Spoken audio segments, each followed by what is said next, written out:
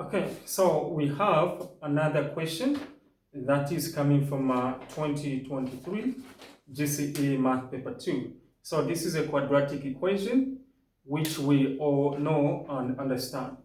But one of the things that most of the students don't really know or understand is that they don't know how to rearrange these terms of the quadratic equation.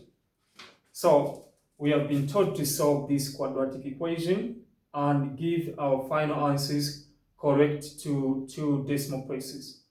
So first of all, before you begin this, okay, you have to know that the standard of a quadratic function, equation is this.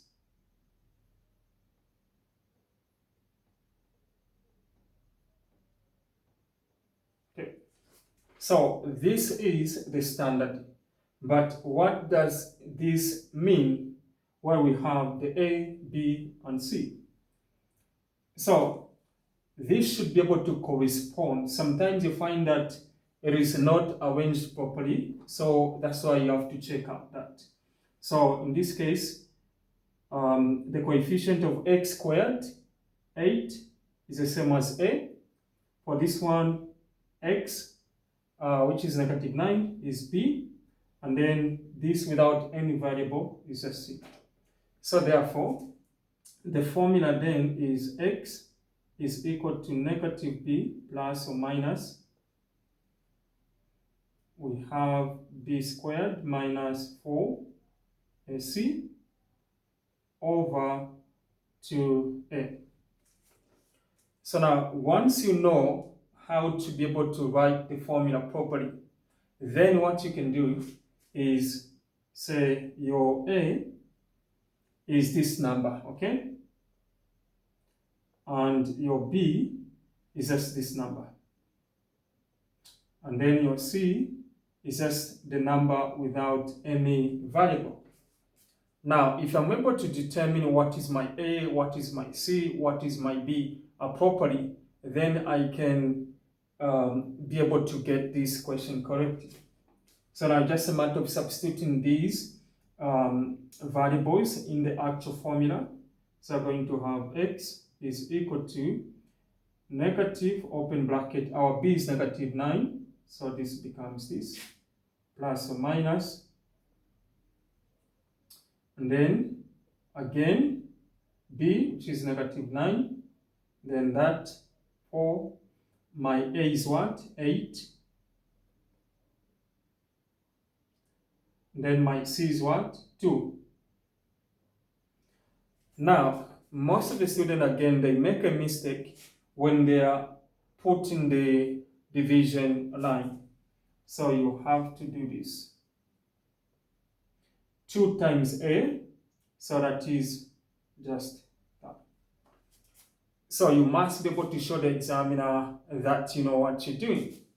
So from there now, this is going to be negative, negative, positive, plus or minus. So we know that this is 81.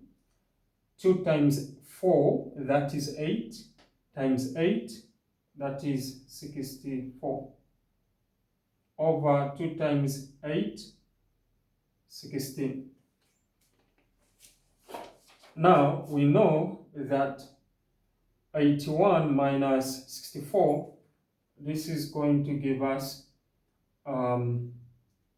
17, okay? That will give us 17, meaning we have now x is equal to 9 plus or minus the square root of this over 16. Now we know that the square root, okay,